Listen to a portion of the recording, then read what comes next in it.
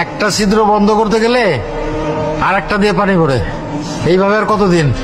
টিনগুলো সব জং ধরে ধরে শেষ। ছেলের কাছে চাইলেই তো পারো, ওরে মানুষ করতে গিয়াই তো সব। না, আগামী মাসে পেনশনের টাকাটা পেলে। খোকা কেমন আছিস বাপ? আমার দাদু ভাই কেমন?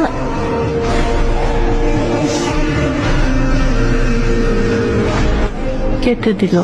সন্তান বড় হলে পর হয়ে যায়।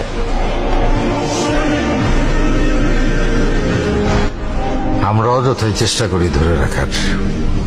চলো না দাদু ভাইরে দেখে আসি। নিজের নাতনিরে দেখতে যাব, তার জন্য কারো অনুমতির দরকার আছে নাকি?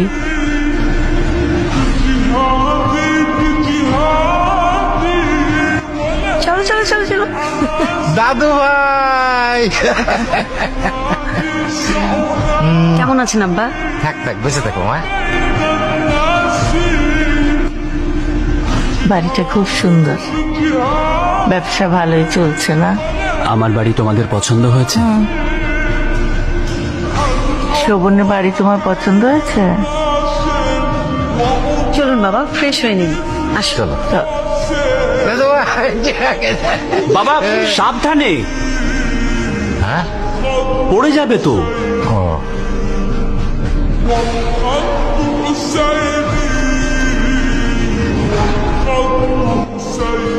বাবা কি করতেছো? সাবধানে দরজা লাগাও। বাবা আমার এই বাড়ির সমস্ত কিছুই অনেক দামি, তাই একটু সাবধানে।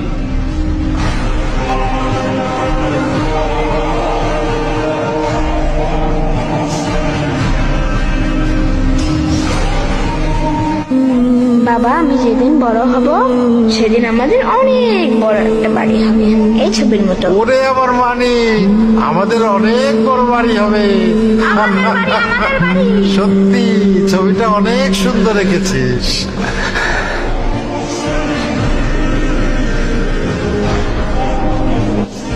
অনেক দিন তো হলো। অনেক দিন হয়েছে। না না বাবা, আপনাকে আর কিছুদিন থাকতেই হবে। আর 2 মাস পরেই তো আপনার মেডিকেল চেক আপ আছে।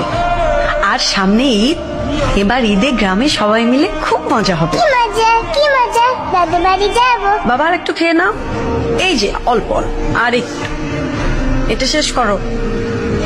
কিন্তু টিনের ছিদ্রগুলো তো বন্ধ করা হলো না। সেটাই তো ভাবছি, ওদেরকে কই যে রাখবো।